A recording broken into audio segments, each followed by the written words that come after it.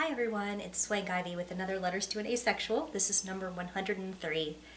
Today I'm going to talk to you about the kind of people that say something ignorant to you in the introduction of a conversation. Either they make a mocking comment or they make a tasteless joke, and then when you react to that by correcting them or responding less than friendly to these kinds of comments, and you don't spend every ounce of energy that you have on making sure that their comfort is centered in the conversation, they will then treat you like you threw the first punch. This is very common in conversations that involve trying to educate people about marginalized populations, and they truly don't seem to understand that they opened with an insult or that they opened with an ignorant comment that you're trying to respond to. And sometimes even if you're very, very nice to them, and sometimes if you do your very best to try to be cognizant of that their ignorance may not be their fault, etc., they will still sometimes try to bite your head off as if educating them at all or correcting them at all or ever implying that they may have caused anyone else harm with their beliefs is just this major insult. So I'm going to apologize in advance for the length and the probable tedium of this conversation, but I found it to be a good example of this attitude. So Letters to an Asexual 103 involves a man who responded to some of my videos, I don't know which ones he watched, by emailing me privately, and he opened with this, if you can believe it. I'm a third-year biology student, and being asexual means you reproduce via binary fission, which I must say is quite impressive, and you may be a new species of human. Have you ever considered calling it something else, like perhaps non-sexual or unsexual? I was confused when I first heard the term. Okay, so this is not the worst thing ever, obviously, but we've all heard the LOL amoeba joke, right? It's tired and it's misleading. And then, of course, he follows this up by saying that the terms we use are the reason that people can't understand us. And so what you're seeing here in my response, which I will certainly admit it's not the kindest kind of response. I mean, I held him responsible for his ignorance. So what you're seeing here is not just me responding to what he said, but also my belief that people should not be contacting me with constructive criticism about how I handle my activism without doing any research of their own. So this is what I said in response. Quoting his commentary about being a third-year biology student, I said, being a biology student isn't an excuse for being unable to accept that words have multiple meanings. If you're a science person, I'm sure you understand that certain words, for instance, theory, have completely different meanings inside and outside scientific contexts, or even within different branches of science. Asexual people don't really appreciate the LOL amoeba reaction, for the record. It is not a new reaction, and it is not a respectful reaction. Please don't say this to asexual people. We are not talking about our reproduction when we say we are asexual, and you didn't actually think we were talking about our reproduction. We are talking about our sexual orientation, being asexual. It isn't confusing. Unless you'd like to argue that Starbucks calling their drink size tall has ruined the word tall for human beings, and that tall human beings cannot expect to use that word without someone becoming utterly confused about whether they are claiming to be caffeinated beverages. In other words, it is absurd to suggest that asexual as an orientation is confusing because a person must be claiming to reproduce asexually, which you know is a biological impossibility. You and I can agree that it is not confusing for a human to say they are asexual, since it would be ridiculous to confuse them for people who reproduce asexually. And in response to his suggestion that I should call it something else, I said, maybe this is news to you, but I didn't make up the term that the hundreds of thousands of people who identify as asexual are currently using to describe their orientation. I don't get to up and change the accepted word we're all using. With all due respect, though, I don't think most of the confusion over asexuality is the fault of what word we use. If that's been your only problem with it, I'll assume the above recitation should reassure you that words having multiple meanings will not make science or your brain implode. If you do have a question or comment that is more sophisticated than LOL amoeba, I'd be glad to take a crack at answering. So, I'm sure you didn't see this coming, but his response involves a lot of ad hominem and a lot of snotty comments, and he also rapid fire shot me 3 emails, one after the other, and when I was still responding to the first one, I kept receiving emails from him, because he's one of those people who kept thinking of and another thing, and he's written an email and hit send before he's done talking, so it's that kind of person. I really ticked him off. So here's his first response. It can be confusing for a lot of people. People think it's a joke at first, because of course no one can produce asexually. And for the most part, that's the only definition they know of what it means to asexual.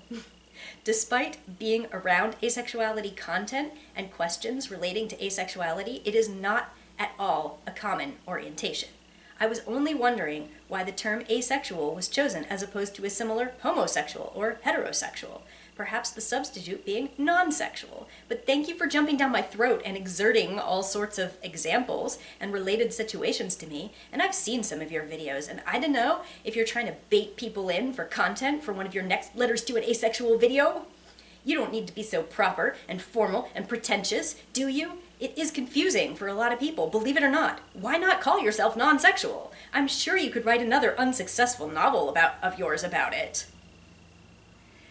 So I was in the middle of responding to that one when he also sent this.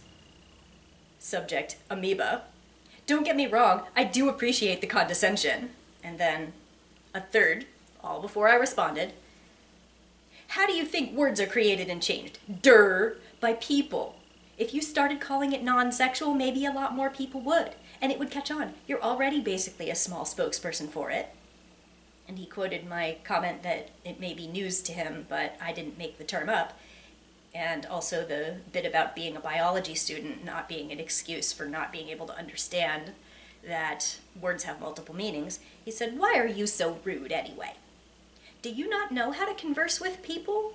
I can guarantee your house didn't have cable growing up. You were probably homeschooled, and you most certainly still live with your mom. I know your type. Try to be so proper and right, and God forbid if there is one grammatical error in that Facebook post, but you just come off as a conceited, self-enlightened, pretentious know-it-all. I also bet your only job has been working at a library, a bookstore, or art shop. Yes, I just stereotyped you from one single email. Get over it." So my reply was a response to everything he said, although obviously I probably shouldn't have bothered. So I open with, "Really? Tone argument? You're actually going there?" I don't think answering your overused and misleading comment with a complete and clear explanation for why you shouldn't have said it constitutes being pretentious or overly formal. But I guess if measured, rational responses feel threatening to you, it would seem that way. Maybe from now on, I should just answer emails with "piss off" and get accused of being irrational and angry and incoherent instead. Hurting my cause by refusing to explain patiently for the 1,001st time, it's like you read a book on how to derail. You had a misconception. I corrected you. We can leave it at that. If you'd like to avoid further gaffes, doing a couple quick searches on asexuality-related perspectives can help you learn what not to say. If you don't care how we feel about how you engage with us, I have no words for you. I recommend not saying anything that shows up on asexual bingo squares. It will not be appreciated, and you will probably be treated like a troll. When someone from an underrepresented group explains their perspective to you, the proper response is not to talk over them or tell them how they should be defining themselves. The proper response is to listen. That is, if your aim is actually to understand rather than erase and silence. I have my doubts in your case. And if your problem is that, oh no, it's confusing, guess what? People will stop thinking the term is confusing the very first time they hear my explanation about what asexuality is in the context of human sexuality, which is why I've devoted time and energy to awareness efforts. Asexual is the term under which academic studies have examined the orientation and under which papers, interviews, and educational media have been published. Asexual is the term through which people in dozens of countries are coming together and networking. Asexual is in the title of a widely released documentary on the subject for which I was interviewed. And those of us represented by the word are happy with it. If you want it to change, and if you're going to refuse to listen to us or respect us because we didn't call it what you want, all I can say is too bad. You have no dog in this race. No, I have no desire or need to bait people into saying ignorant things for my videos. As you have surely seen, they do so on their own. I didn't ask you to email me, and you seem to have offered the ignorance up without any direct provocation from me. No idea why you completed your email by suggesting again that I should change the term. I already told you I'm not in control of what the community calls it. When I was in high school, as the only asexual person I knew, my first inclination was to call myself non-sexual. When asexual became the term that all the awareness efforts and media spotlights were shelved under, I used it instead. It isn't a big deal. You, who are outside this equation, do not get to barge in and tell us how to talk about ourselves. We're doing so in a way that you can choose to interpret respectfully. If you don't choose respect, I have to wonder why you're so opposed to doing so, because I very much doubt it's about the word asexual being sacred and reserved for biology. And why are you pretending you have any knowledge of the success of my novels? Seriously, you tried to throw their supposed lack of success in my face to get me back for some petty imagined insult, hoping you could find some way to hurt me? Gee, poor you, resorting to such desperate techniques. I don't have a published novel yet, so they can't have failed. My agent is in the process of submitting my trilogy to the largest publishers on the planet, and right now we have 2 statements of interest. In a couple of months, I guess we'll know whether they want to make an offer. We'll see. Getting signed to a literary agency and having Big 6 publishers interested in your work is a lot farther than most writers ever get. You can do some research on it if you doubt me. I was typing this, and then you seem to have been unable to leave well enough alone and sent me yet another email full of yammering. Wow, what's this one say? Oh, okay. In your next mail, you're telling me that since people are the ones who change language, I should take and run with the word you've decreed makes more sense for a population that you are not part of. You do realize that your initial objection is countered by the same argument you made here, right? Meaning that if it's people who change language, we can do so with the word asexual, so it doesn't exclusively get interpreted as a biological term only, right? You're really being silly. And the rest of the mail was a bunch of drivel, trying to judge my life based on assumptions. No, not homeschooled. No, not lacking cable when I was growing up. And no, I haven't lived with my mom since I was 18. I'm almost 35. I don't know what your point would have been had any of these things been true, but the only thing you're doing by throwing them at me is if they would have been proof of my worthlessness as a human being or my supposed inability to interact socially is showing how petty and ridiculous you are. I cannot imagine a person writing what you have written and hitting send thinking this was a zinger without laughing. Way to go. You've tried to insult homeschooled people, people who don't have cable television, and people who live with their parents as if the patheticness of people in those situations is self-evident. How sensitive of you. Actually, you just look like a judgmental, intolerant loser when you say things like this. Have you heard of the term ad hominem attack? And are you aware of why it's considered a logical fallacy in an argument? Look at yourself. You're throwing a temper tantrum and trying to make me look bad with all these laughable attempts to shame me. It doesn't work when you're the one who is behaving shamefully. Telling you so isn't elitist.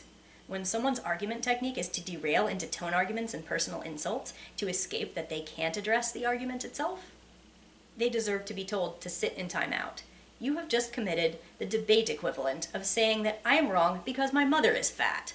Congratulations. What's next? Are you going to call me ugly? Or say I can't get laid? That last would be a bit ironic, for obvious reasons. As for your weird assumptions about grammar and trying to stereotype me as a pedantic nerd who must have held only jobs you're characterizing as pathetic, I didn't correct your grammar in your email, but I did correct your misconceptions. And if you don't want people to respond to what you say, then don't speak. I have had a freelance career as an editor since 1997, so getting paid $30 an hour to correct people's language is actually something I do, but I don't bother to do it for free, on Facebook or otherwise, freaking out about how I probably do this to people and how it means nobody likes me, again, does not shame me. It is a really excellent demonstration of how insecure you are about your communication skills if even the imagined experience of someone telling you you did something wrong causes you to flail and rant like this. Except I criticized your content, not your writing. You should really stop making things up, or no one is going to want to talk to you. I'm certainly very bored of you, though I won't stoop to your level and make assumptions about what other people in your life probably think, or what relationships you might have with them despite these tendencies of yours. Working in a library, a bookstore, or an art shop would actually be pretty nice, and I have worked in a bookstore in the past. But I'm currently working as at a transportation engineering firm, continuing my side career as an editor and working toward breaking into mainstream fiction, with the aforementioned book trilogy being considered by major publishers as we speak. If you'd like to know why I am so rude, I suggest you show this conversation to a few people and ask where the rudeness started. Looking at it myself, I see you making an inappropriate comment, me telling you why it's inappropriate, and how asexual people would like to have their orientation discussed by outsiders, and you exploding all over me in 3 emails trying to shame me, packed to the gills with stilted, desperate advertisements of insecurity. Are you really this unable to deal with it if someone corrects you on a subject on which you are not an authority and the person you're talking to is? You've clearly done no research on the subject, and your unwillingness to investigate authentically does not bode well for your future possibilities of success as a scientist. You've also clearly done no research on me, as it's actually very easy to find out more about how my writing is doing, what my living situation is, what my career choices have involved, and how I acquired my education. You don't look slick at all, spewing hateful and laughable lies about me. Who exactly are you trying to fool? Get a grip and listen to yourself, you sad little man. I'm sure you're not surprised that he replied. So he said, I read none of that. You're just a troll, aren't you?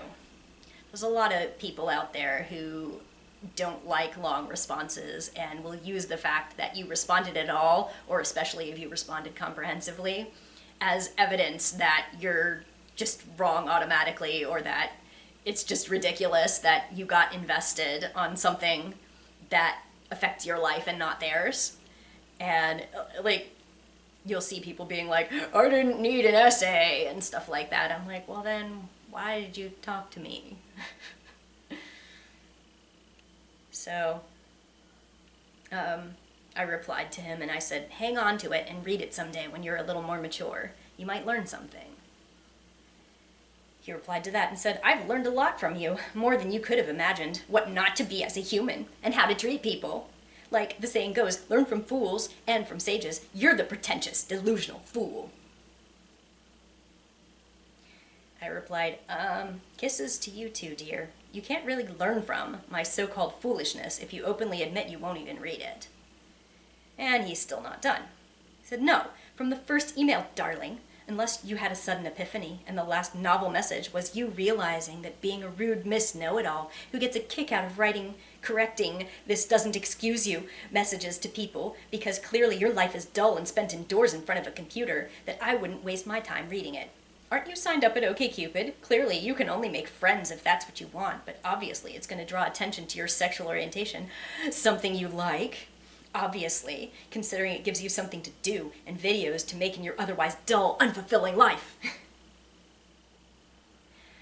And since he is, again, obviously the type to hit send before thinking, he follows up with whatever he thought of after it was too late. He adds, by the way, it sure is a long email to a simple logical fallacy argument. No. Did I perhaps hit a nerve? I did laugh when I sent it. I laugh as you tediously write a well thought out, a lot of time spent response to think what other soon-to-be Lord of the Rings / Harry Potters you could have written in that time. Saying you've never had a book published sure is an easy cop-out for your lack of success. If I'm passionate about something, I will pursue it until I achieve it. If my dream was to be a writer, I'd be working day and night, staying up for 3 days straight at a time to make my dream become a reality. Instead, you believe your time is better spent sending snarkish emails to try and trump people to make yourself feel better. I'm sorry you're a failure. Don't take it out on me, please. Isn't he adorable?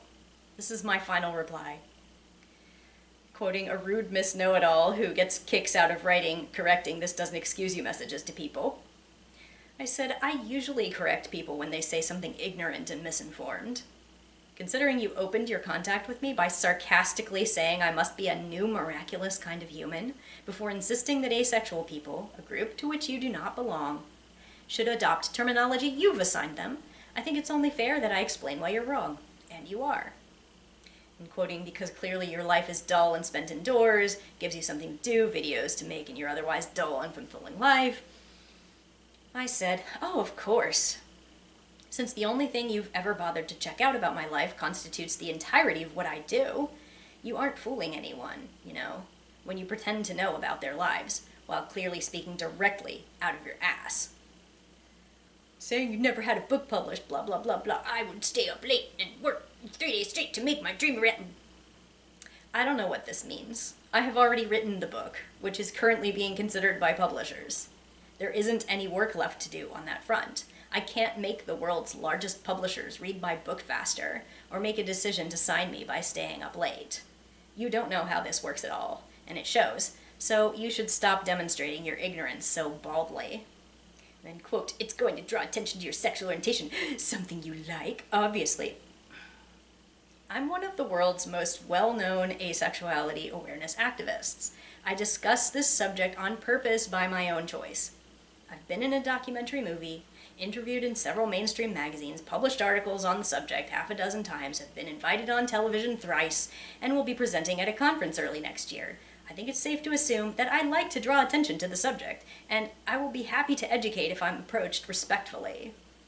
You're not invoking shame on my part, or making a good point by trying to make my awareness efforts look pathetic. You are, however, bringing quite a bit of shame upon yourself by refusing to admit your bullshit was in poor taste right from the beginning, and trying every desperate technique in the book to avoid taking responsibility for this. People like you, who feel threatened by others' abilities and cannot hold their own in an argument, must pathetically assign character flaws to their opponents in order to distract from their inability to support their point. This, as I've said, is called an ad hominem attack. You should really feel pretty embarrassed about repeatedly stooping to the use of this logical fallacy. Asexual people are the authority on their experiences, and we control the dialogue. We're doing fine without your attempts to tell us how we should brand ourselves, as evidenced by the wealth of academic attention, media spotlights, and sexuality research-related legitimacy we have received. You are invited to butt right out. And seriously, stop making shit up in your terribly sad attempts to make me sorry. You're clearly just an impotently enraged man who can't have a discussion without immediately making it personal. If you wanted your widow feelings coddled and are heartbroken that I was so mean to you, you should have thought of that before you opened your conversation with me by making a joke out of my orientation. Instead, you believe your time is better spent, he wrote better sent, is better spent sending snarkish emails to try and trump people to make yourself feel better. Really? As you repeatedly write to me with poorly thought out attempts to attack my character, 2 or 3 emails at a time, trying to make it look sad that I replied to you. You really are a waste of time, as well as possibly a waste of air and skin. Don't write to me again, though you probably won't be able to help sending me some kind of snotty retort. If you really must have the last word, you're welcome. Of course, he responded, and he sent me a link to one of my other videos and wrote, "Proof that you use the term non-sexual to your friend, and even that term confuses him. Way to contradict yourself. Get shit on." And like, I'm contradicting myself because in the video he links, I pointed out that I used to use the word non-sexual before asexual became the term that became the most popular, and I also referenced that in this conversation already. Like, Also, he illustrated my point. If the person was still confused when I used non-sexual, it's not a better term. It's exactly what I was saying, that it's not the term that's confusing people.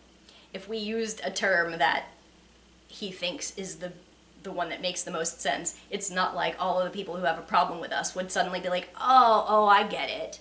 Oh, I get it. They just aren't attracted to people, and that's fine. You know, like, it's not a terminology issue, I promise. Never has been. So,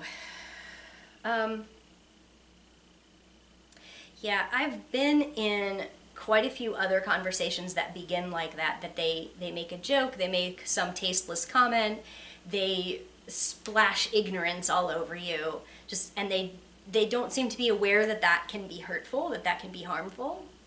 And you know, you can choose to approach that in a different way than I did. I do tend to be very direct, and I like to offer resources. I like to offer perspectives. Unfortunately, doing so without trying specifically to be very friendly or, I don't know, pat them on the head and tell them how everything they've ever thought on the orientation is completely understandable before I gently try to educate them. But these are people who don't feel like they have any responsibility to educate themselves. And it'd be different if they were asking for information, but they're not. They're not asking for information. They're opening by stating something ignorant. They're throwing a misconception at you, and also like making a joke of it or making an insult of it. I mean, I've had people say things like, I don't know, asexuality seems like it's an excuse for ugly people, and I'm like, oh yeah, sure, that's yet another ignorant thing. And they're like, oh, why are you so rude to me? I'm just asking questions. You're not asking questions. There's a difference between asking a question and spewing hateful commentary that is harmful to the asexual community. And of course, if you point that out, they're just like, oh, well, I guess I don't get to speak. I guess anything that I say, if I'm not part of your group, is bigotry. No, but what you said was still bigotry. I don't know if there's a handbook somewhere where they all seem to derail into these same pockets of excuses for themselves, but this generally comes out of the mouths of people who are mainly focused on wanting to be the good guy in their situation. They thought that they were choosing a target that was too vulnerable to be able to shoot back, or they never really even thought about me being a human being. They never thought their hilarious comment would get anything but a bunch of laugh reacts or upvotes, and didn't think about that it's landing on a person who has to look at that and say, why does a stranger want to tear me down? Why does a stranger want to spread ignorance about my orientation? Why does a stranger want to tell me how to do my activism without even the most basic attempt to educate themselves about what asexuality is, or how common the term is, how established it is? So a lot of times when you deal with people who interact like that, you should probably be able to recognize early on, as I did with this person, that everything he was saying was about himself. Everything that he was saying was to make defenses for how he acted, that it's just natural to talk to marginalized people the way that he spoke to me, that he doesn't owe me any respect, that he can default to assuming that ignorant comments are fine and that we should just be used to it or tolerant of it, and that our job is just to gently take them by the hand and teach them not to be bigots, and at any point they can decide I've been too mean or that I haven't coddled them enough, and then it's my fault that they can't learn.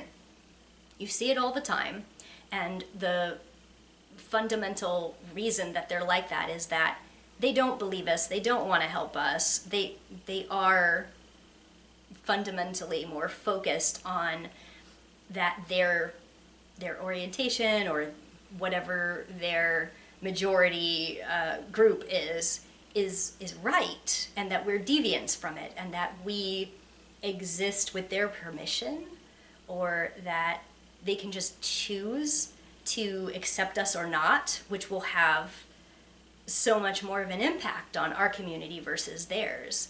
If we get awareness and support, nothing really changes for them.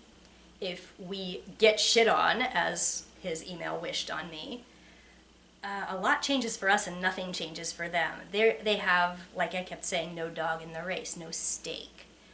And so they lose nothing by choosing to be an ally or choosing not to be.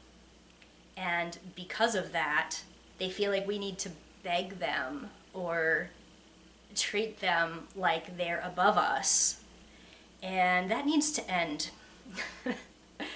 Because what we're teaching them through that behavior is that they can be centered in our activism, or that we do exist with their permission, that our march forward is only with their help, as if it's the allies and not the in-group activists that are really making the difference. And while I do think allies are really important, it's also really important that the allies are not there because they're trying to get personal glory, or that they don't think their voices are as important or more important than ours. Allies should take a back seat and let the affected population drive. They should certainly never be talking over us and telling us how to speak about ourselves. They should certainly never be telling us that our actions or our ways of speaking about ourselves, our choices in how we educate other people about ourselves, are the reason that they're going to say and do hateful things to us. Too often you do find people from majority populations who feel stung that they are not centered in our activism. And they're just so used to others being deferential to them, others treating them like they're so needed and so valuable. And in this situation, this person just thought they could say something super ignorant to me and not get called out. And when I called them out, it's just like, oh, you're so rude. Also, you're a homeschooled loser who lives with your mom. So like a bunch of other really weird misconceptions about people who are in those situations, used as if they're like self-evident insults. Well, I'll tell you what is a self-evident insult, which is to call that person an ignorant bigot. And as you can probably tell from, number one, the fact that I did not reference my book being published, and I did not reference being 45 instead of 35, that conversation happened a decade ago. And incidentally, all of my conversations about the book stuff, I went through a lot of rounds of submission to big publishers, and then my agent left the business. I'll leave it at that because I don't want to go into a lot of conversation about that situation. But it's really hard to get new representation for a book that's already been, passed around. It's already kind of made the rounds. So my next steps have been approaching agents about different projects, so we'll see, what happens with that. But at the time it was a pretty exciting time. So we'll see what else happens. But I've sold one book, which was the nonfiction book, and I've sold is it 6 or 7 short stories? I don't know. So we'll see what's next for me in the writing arena. But